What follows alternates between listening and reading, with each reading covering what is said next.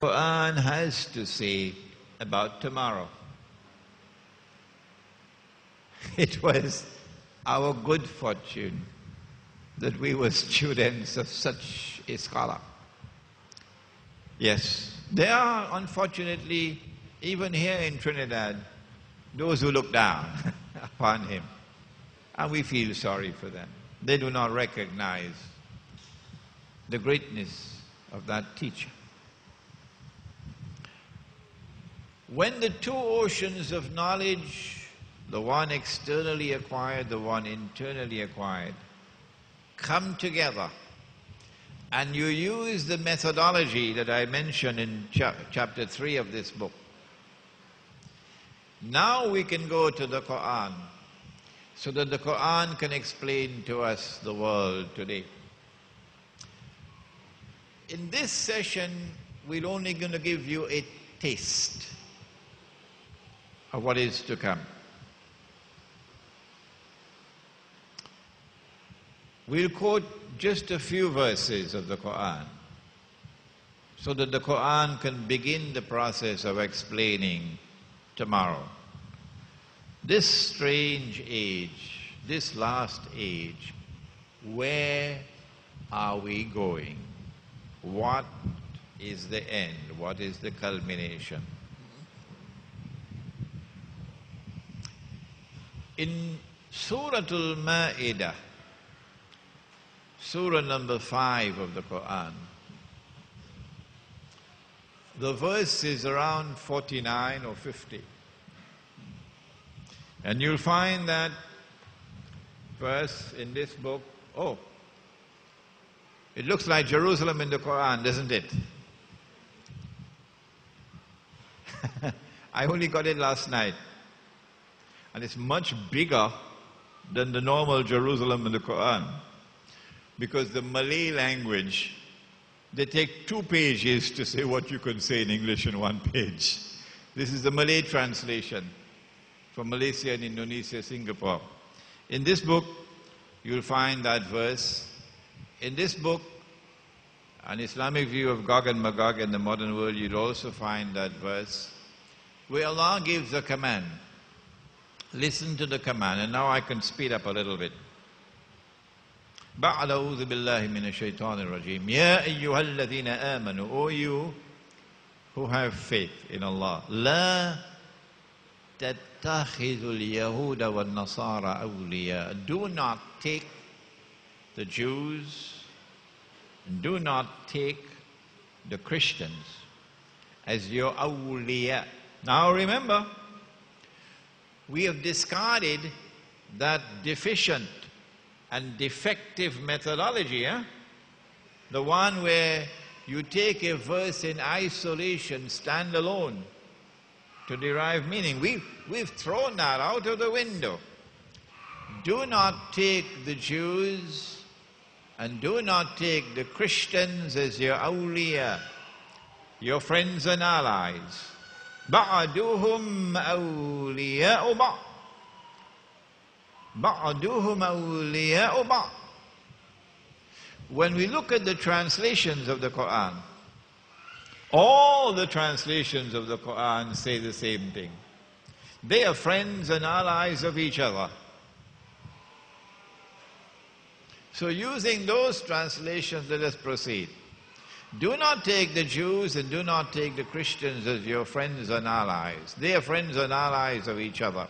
وَمَنْ يَتَوَلَّهُ مِنْكُمْ فَإِنَّهُ مِنْهُمْ. And whosoever turns to them with friendship and alliance, you now belong to them. You no longer belong to us.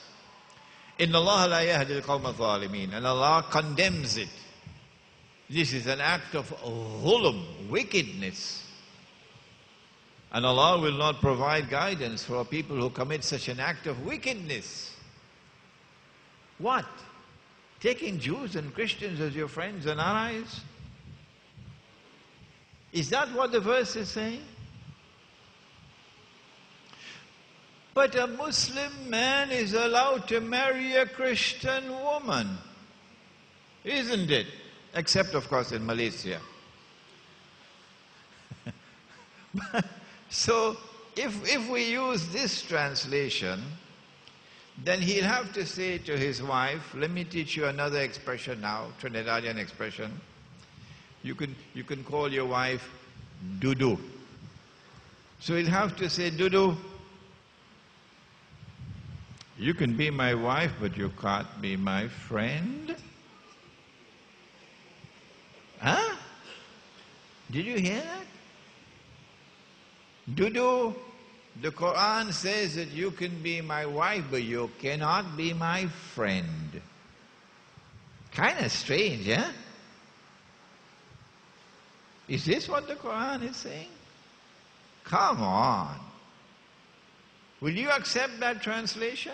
That standalone, defective, deficient translation? No. That's not what the Quran is saying. Well, then what is the Quran saying? Do not take Jews and Christians as your friends and allies. They are friends and allies of each other. That is false. Jews and Christians were never friends and allies of each other. That is false. Can the Quran be speaking of falsehood? No. The Quran is not saying that. But unless you study the Quran to understand tomorrow, while standing at Majma'ul Bahrain, the place where the two oceans meet, you will not be able to recognize what the Quran is saying about tomorrow. What the Quran is saying is, do not take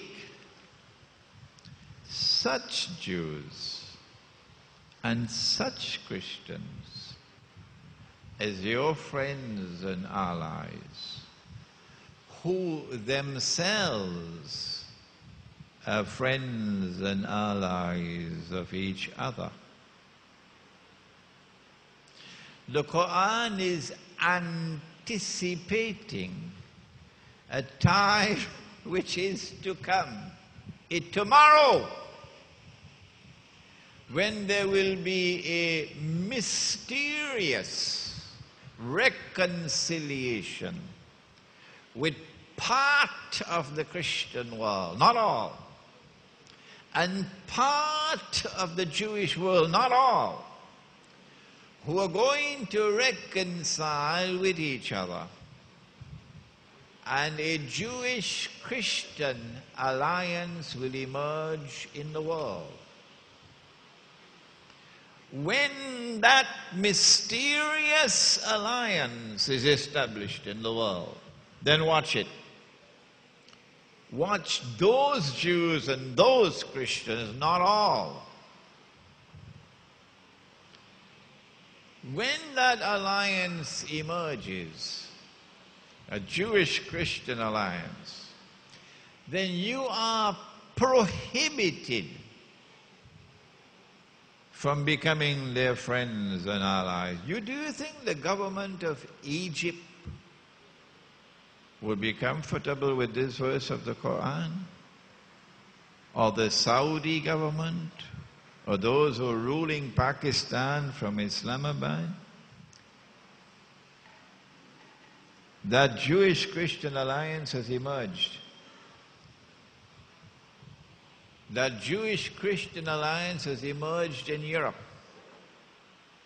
It is a European phenomenon, a uniquely European phenomenon. Europe was Christian. It was Christendom. Europe discriminated against the Jews.